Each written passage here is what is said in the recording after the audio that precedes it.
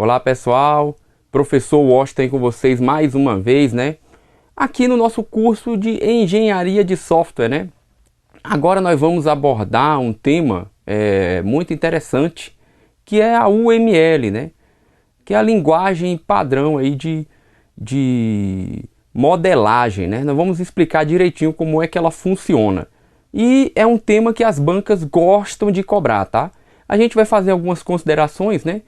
Com o advento das metodologias ágeis e como é que a UML também está inserida nesse contexto, tá bom?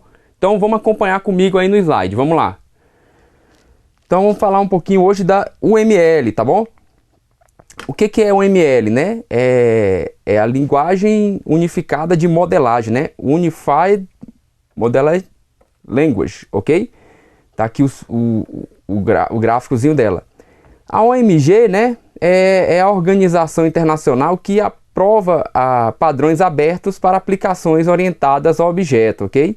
Então, segundo a especificação desse grupo, né, do OMG, a UML é uma linguagem para especificação, construção, visualização e documentação de artefatos de um sistema de software intensivo, certo?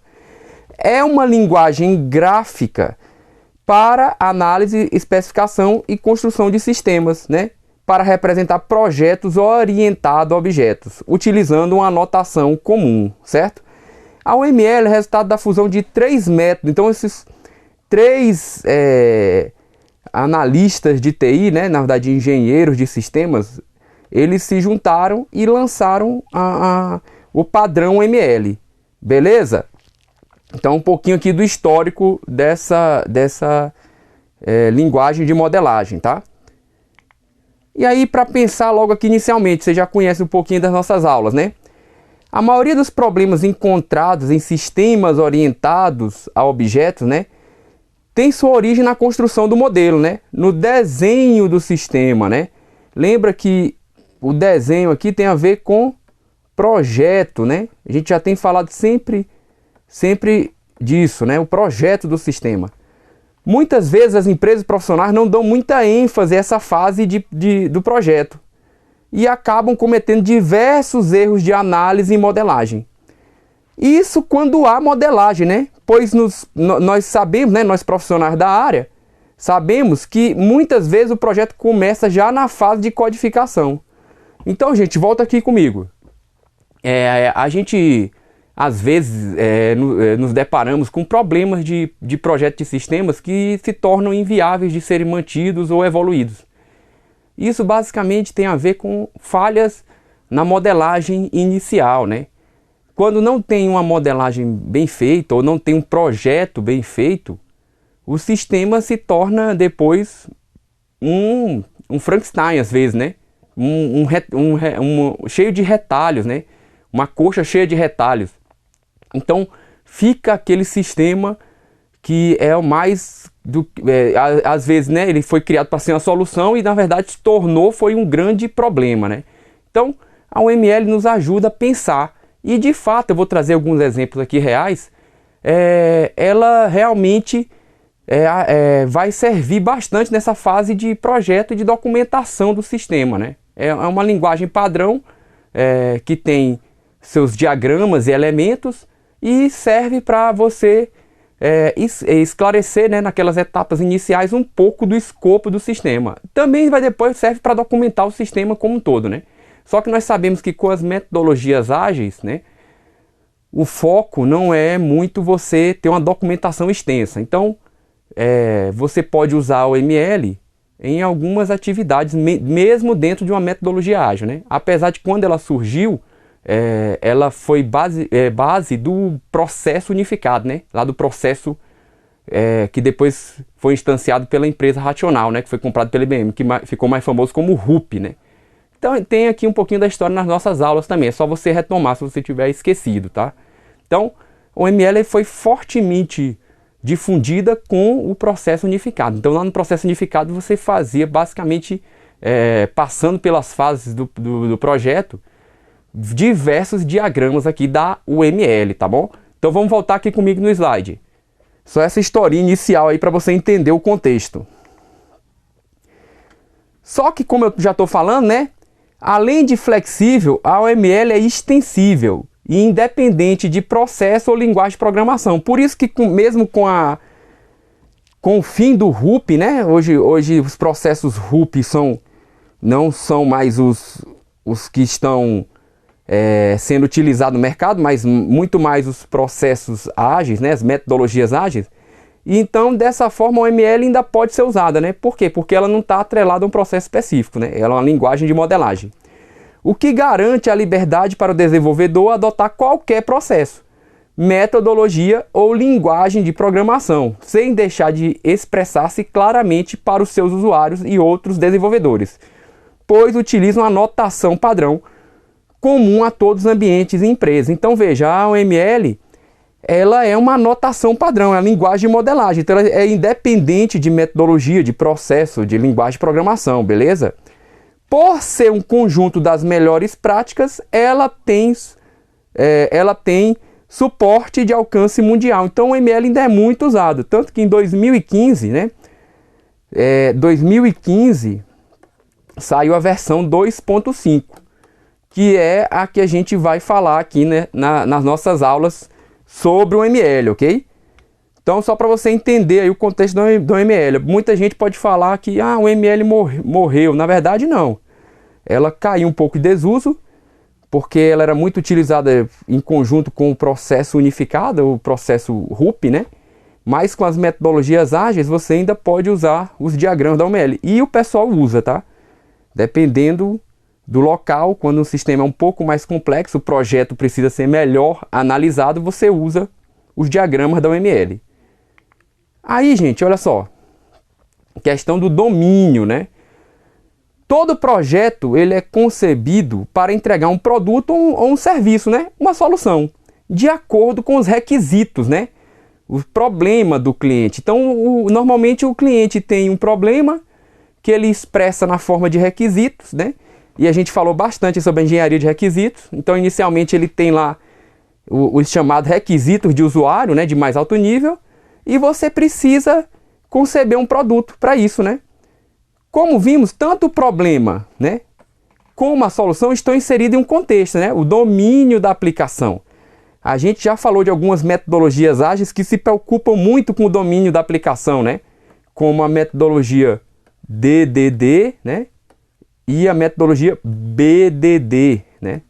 Duas aí que dão esse foco no domínio da aplicação. Vimos também que para entregar uma solução é preciso primeiro entender da melhor maneira possível o problema, documentá-lo e disponibilizá-lo de uma forma compreensível para o cliente. Então, gente, veja aqui uma questão interessante. Aqui é uma abordagem um pouco mais tradicional, né, no qual você procura entender onde está o problema e documentar de forma extensa, né, para que você possa realmente dar uma solução que atenda os requisitos, né? É uma abordagem mais tradicional, né? Não tem muito a ver com a abordagem das metodologias ágeis, que você tem requisitos e você vai desenvolvendo, e a melhor forma de você ir resolvendo o problema é entregando o software, né? Então, só para você entender que essa abordagem aqui que a gente está falando agora é um pouquinho mais tradicional, tá bom? Porque o ML surgiu com processos mais tradicionais, tá? Aí eu vou mostrar quando usá-lo em metodologias ágeis, caso você queira, né? É uma linguagem que ajuda muito, tá bom? Então, vamos voltar para o slide? Volta comigo aí. Então, vamos lá. Aí a OML, né, ela tem as 5 visões, né, 5 formas aí de representação, no qual depois a gente vai ver onde está inseridos os diversos diagramas e elementos, certo? Então, nas visões, né, você tem uma visão lógica, que a gente já explica melhor o que ela faz. Nós temos aqui de forma central a visão de casos de uso, né, que basicamente dá uma perspectiva pela ótica do usuário, né? Depois nós vamos para a visão de implementação, né? Aqui é o desenvolvimento, tá? Desenvolvimento, quase não cabe aqui, nem coube, né? Desenvolvimento. Visão de implantação e visão de processo, né? Essas aqui são as 5 visões da UML, tá bom? Vou falar agora detalhadamente de cada uma. Então, a visão de casos de uso. Isso aqui é um exemplinho de casos de uso, não se preocupe, que eu só coloquei aqui essa figurinha aqui para você já ir se habituando, né? Quem ainda não tem conhecimento nenhum sobre UML. Mas depois a gente mostra caso de uso detalhado, nós vamos falar de cada um dos diagramas. A visão de caso de uso serve como um contrato entre o cliente e o desenvolvedor, né? Porque mostra conceitualmente o conjunto de funções que o sistema deve executar para atender os requisitos. A funcionalidade que o sistema deve possuir para atender os requisitos do cliente. Então, basicamente, os casos de uso, eles representam as funcionalidades, ok? Pela visão do usuário. O sistema é visto sob a perspectiva do usuário, né? Por isso, a visão de casos de uso ocupa uma posição central. No gráfico anterior, né? É a visão lá do usuário, tá bom?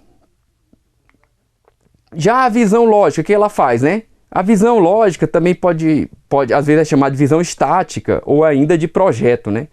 É o ponto de vista arquitetônico que permite estruturar e organizar o desenho do sistema de forma lógica.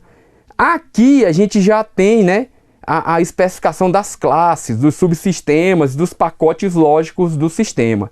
Lembra que a UML ela foi criada como linguagem de modelagem para projetos orientados a objetos, certo? Então ela representa todos aqueles conceitos da orientação a objeto, certo? Que também é tema de aula aqui no Gran Curso, né? Temos outros. Eu retomo aqui algum desses conceitos aqui da orientação a objeto.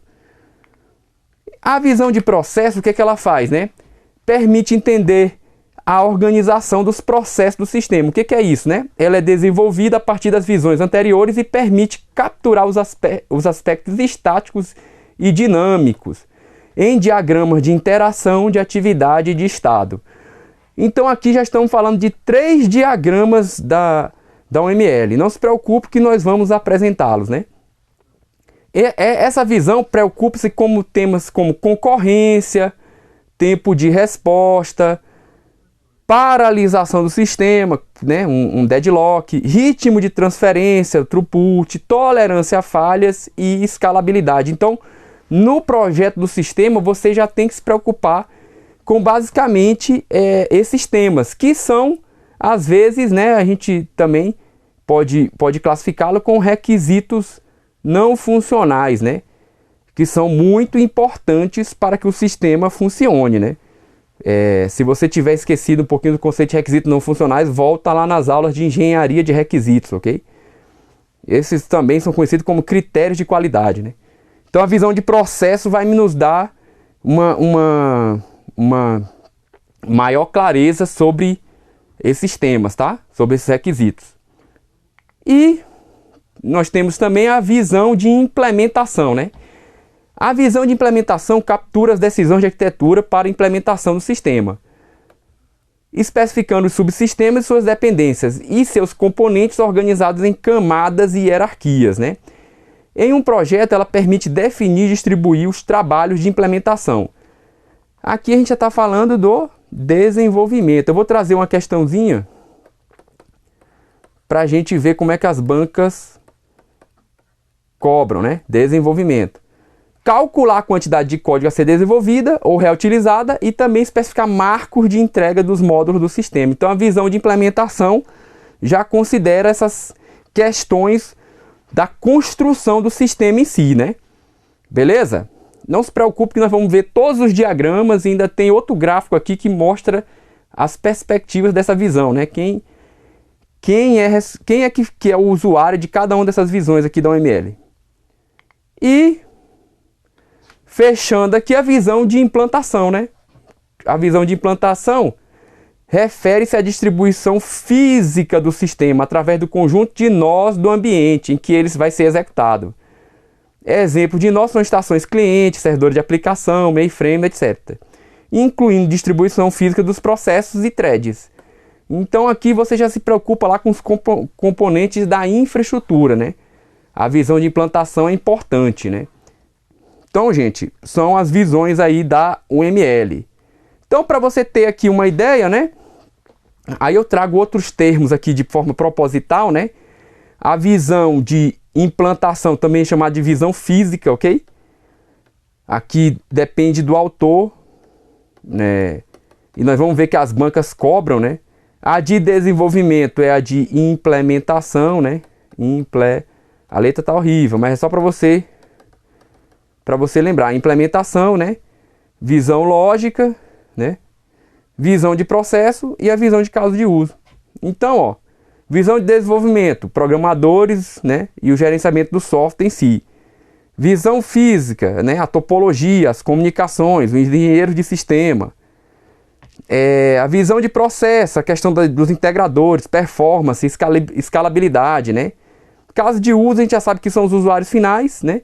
E a funcionalidade. A visão lógica, a gente já comentou também. Só para você lembrar aqui qual a visão, qual é o público, né? De cada uma das visões, tá bom?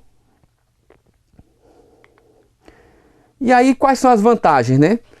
As 5 visões da UML podem ser vistas como abstrações dos modelos. Cada visão dá importância a determinado aspecto do sistema. A gente viu aqui agora, né? Deixando os demais de lado.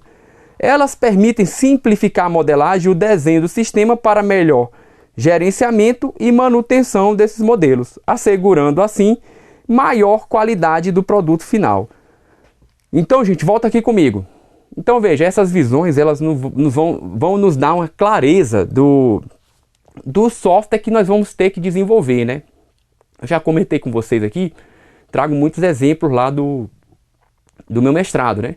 Mas, por onde eu passei, vários órgãos que eu trabalhei, a gente usava o ML principalmente nessa fase inicial do projeto, né? Para você entender melhor o escopo daquilo que precisa ser desenvolvido. Então, lá no meu mestrado, a gente, apesar de usar a metodologia ágil, a gente fez um documento de arquitetura e esboçou essas visões, né? E uma das visões, que é a visão lá de implementação, a gente já pensou lá nas classes e tudo mais, né? Do projeto, que no final acabou servindo para a gente poder também ver o que a gente conseguiria entregar, né? É uma das vantagens aí de você ter aquelas visões, né? Você ter os diagramas, beleza? Fica fácil de comunicar com os membros da equipe e até com os usuários também, certo? Então volta comigo aqui no slide. Então beleza. Aí vamos ver uma questão para ver como é que as bancas cobram, né? Esse tema aqui. Então, ó, vamos lá. O trabalho demandado no desenvolvimento de um sistema de software complexo é muito desgastante para os envolvidos no processo. Por isso é fundamental que os desenvolvedores tenham a possibilidade de explorar os requisitos do sistema de várias perspectivas, né? Cada pessoa envolvida ressalta as propriedades que lhe interessa e omite as menos relevantes. Existem várias formas de se observar o sistema em construção. Os autores da UML sugerem que o sistema pode ser descrito por 5 visões correlacionadas, em que cada visão ressalta diferentes aspectos do sistema. Assinale a alternativa correta em relação às visões arquiteturais de um sistema de software. Então ele está falando aqui, né, das visões da UML. E aí, desculpa aí, gente, a tosse. E aí qual será a resposta, né? Vamos ver aqui. Letra A, né? Visão de caso de uso, visão de planejamento, visão de implementação, visão de implantação, visão de processo ou lógica, né? Letra B, visão de caso de uso, visão de desenvolvimento, visão de implementação, visão de planejamento e visão de processo. Letra C, visão de caso de uso, visão de projeto ou lógica, visão de implementação, visão de implantação, visão de processo. E letra D, visão de caso de uso, de classe, de processo, de planejamento, de implantação e visão de processo ou lógica. Então, questãozinha fácil, né? Você está lembrando das visões. O importante é você lembrar que a UML tem isso, né? Uma das características principais aí dessa linguagem, ok? Então, vamos ver a resposta. Letra C, né, gente? Visão de caso de uso, visão de projeto ou lógica. Lembra que eu dei a dica, ó? A visão lógica também é chamada de visão de projeto. implementação, implantação e de processo. Então, ó, tá aqui a justificativa, né? Bem simples, para que você possa não esquecer aqui essa questão importante aqui que as bancas gostam de cobrar. Então, volta aqui comigo. Então, veja, quando o edital tiver lá o ML, você tem que conhecer a questão das visões da OML. E os diagramas. No próximo bloco a gente vai falar um pouquinho já dos diagramas e da divisão deles. E como funcionam os seus elementos, porque todo edital que tem o assunto ML, as bancas costumam cobrar. Já estudei várias bancas, quando tem esse assunto ML, ele é muito cobrado, né? Beleza? Então vamos voltar aqui para o slide e vamos ver mais uma questão.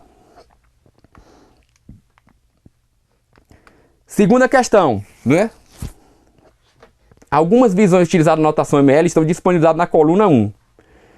Estabeleça a correta correspondência com seus significados disponibilizados na coluna 2. Então é só para você associar, né? As visões da OML, a visão de caso de uso, de projeto, tá vendo aqui, ó? Ou lógica, certo? De processo, implementação e implantação. Então você vai associar as colunas, né? Focaliza a topologia do hardware. Qual das visões? Focaliza a estrutura lógica do sistema. Qual das visões? Focaliza os comportamentos do sistema e deve ser transparente a todos os envolvidos do projeto. Qual é essa visão? Focaliza a estrutura física para a efetiva construção do sistema. E a última, focaliza as questões de desempenho e escalabilidade do sistema. Então, com a explicação que a gente teve, né? Que a gente teve aqui inicialmente sobre o ML, você consegue responder essa questão facilmente, né? Então vamos ver a resposta. Letra E, né, gente? São as 5 visões aqui da UML, né? Então você dificilmente erraria essa questão, por quê? Porque, ó, qual que focaliza a topologia do hardware? Só poderia ser a de implantação. Se você já marcasse aqui 5, você já mataria duas opções, né? Focaliza a estrutura lógica do sistema. Qual que faz isso? A de processo? A de implementação? Não, é de projeto, né? Mas vai que essa aqui você não estava lembrando. Então vamos passar para a próxima, né? Mas é a de projeto ou lógica. Tanto que o nome dela, né, às vezes varia. Focaliza o comportamento do sistema e deve ser transparente a todos envolvidos no projeto. Essa, né, como você fala dos comportamentos do sistema e deve ser transparente a todos os envolvidos no projeto, só poderia ser a de caso de uso, porque envolve até os usuários. Então, se você marcasse um aqui, você já mataria. No mais, você só complementaria, né?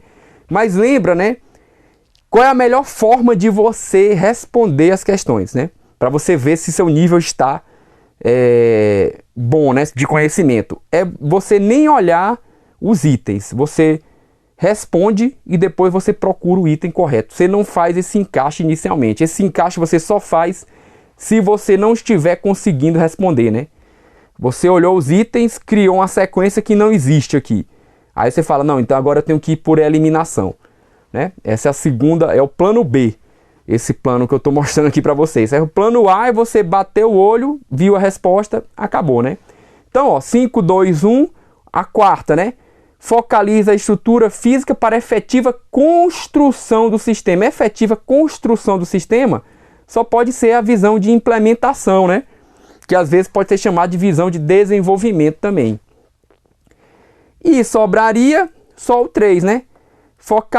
Focaliza nas questões de desempenho e escalabilidade. Aí é a visão de processo. Se você lembrar do que eu falei, você mataria essa questão. Questão simples, né? Agora, se você conhecer um pouco da ML das suas visões. Senão, você não conseguiria responder, certo? Então, tá aqui o gabarito, né? Eu deixo o gabaritinho sempre no final. Aqui algumas dicas finais. Venha aqui comigo de novo. Então, a gente falou um pouquinho aqui da OML, do seu histórico e da questão das visões, né? A gente vai ter mais um bloco, aí nós vamos entrar nos diagramas, né? Nós vamos ver que tem uma classificação entre os diversos tipos de diagramas e nós vamos falar de cada um desses diagramas, certo? Só que a sequência vai ser dos mais importantes, né? Então eu devo fazer, né? Eu vou fazer uma visão geral dos diagramas no próximo bloco, e nos sequentes, né? Nos subsequentes, vão ser blocos menores, mas que fique basicamente um diagrama por bloco. Porque aí quando você for estudar, tiver que revisar sobre esse diagrama, você vem especificamente nesse bloco. Aí vão ser blocos de menor duração. Beleza? Então, aguardo vocês e já já a gente retoma aí no próximo bloco, falando um pouco mais da UML.